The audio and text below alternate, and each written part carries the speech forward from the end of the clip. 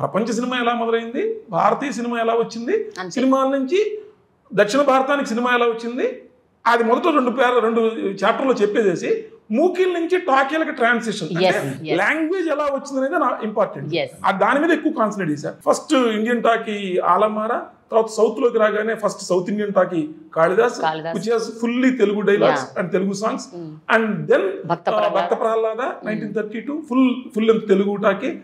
Then మన తెలుగు తర్వాతే పూర్తి తమిళం టాకీ వచ్చింది, హరిశ్చంద్ర 1932 ఏప్రిల్ 9th. అది ఆ విషయం కూడా దీనిలో చెప్పాం. వాళ్ళకి కూడా మొన్నటి వరకు ఏది ముందు ఏది వెనక అనేది 2011 వరకు తెలియదు వాళ్ళకి కూడా. అది కూడా ప్రూవ్ చేసాం దీనిలో. ఆ తర్వాత వాళ్ళ రెండో పూర్తి టాకీ గాలవాని, దాని రిలీజ్ డేట్ ఇప్పటి వరకు వాళ్ళకి తెలియదు. దీనిలో రాసాము, దానిలో ఆధారాలతో సహా విత్ ప్రూఫ్ విత్ యాడ్ కూడా ఇచ్చాం అనమాట. 1932 జూలై 9th అనుకుంటా నాకు గుర్తున్నంత వరకు అది వచ్చింది సెకండ్. ఆ తర్వాత కన్నడంలో ఫస్ట్ టాకీ సతీ సులోచన అని చెప్పేసి అది తీసింది కూడా మన తెలుగు వాడే, వైవీరావు. దానికి సంగీత దర్శకుడు మన తెలుగు ఆయన HR పద్మనాభ శాస్త్రి గారు. సో తెలుగు వాళ్ళ చరిత్ర ఎంతవరకు విస్తరించిందంటే తమిళము, తెలుగు, ఫస్ట్ ఆలమారా, ఫస్ట్ ఇండియన్ టాకీలో కూడా HM రెడ్డి గారు ఉన్నారు, ప్రసాద్ గారు ఉన్నారు. అట్లనే మూకీల రోజుల్లో పైడి జయరాజ్ గారు మన తెలంగాణ ప్రాంతం నుంచి వెళ్ళినటువంటి పెద్ద హీరో. ఆ తర్వాత రోజుల్లో దాదాసాహెబ్ ఫాల్కే వచ్చిన అవార్డు వచ్చినటువంటి వ్యక్తి.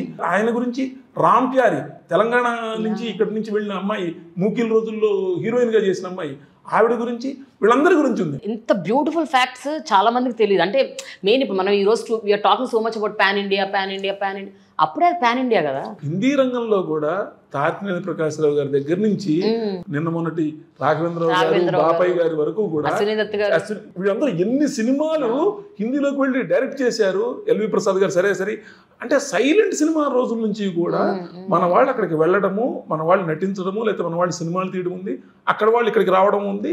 ప్లస్ వీటన్నిటికంటే ముఖ్యమైన విషయం ఏంటంటే ఇప్పుడు ఇవాళ రోజున మనం హీరోయిన్లు వాళ్ళకి కావాల్సిన ఇప్పుడు ట్రాన్స్లిటరేట్ చేసుకున్నాం, తెలుగు డైలాగుల్ని హిందీలోనో దేనిలోనో ఇంగ్లీష్లోనో రాసుకొని చెప్తున్నారు అని వింటున్నాం. లేకపోతే అది సమంత గారు కావచ్చు, లేకపోతే పూజా హెగ్డే గారు కావచ్చు, ఇంకొకటి కావచ్చు.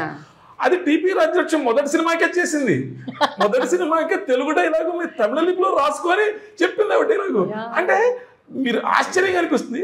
మన మొదటి సినిమా 1931 నాటికే ఇదే పద్ధతి అలవాట్లో ఉందన్నమాట. ఒక రకంగా చూస్తే కనుక ఇవాళ రోజున ఇండియన్ సినిమా అనే చెప్పడానికి మనం 2025-24 ప్రాంతంలో మొత్తం ఇండియన్ సినిమా అయిపోయింది అంటున్నాం కదా.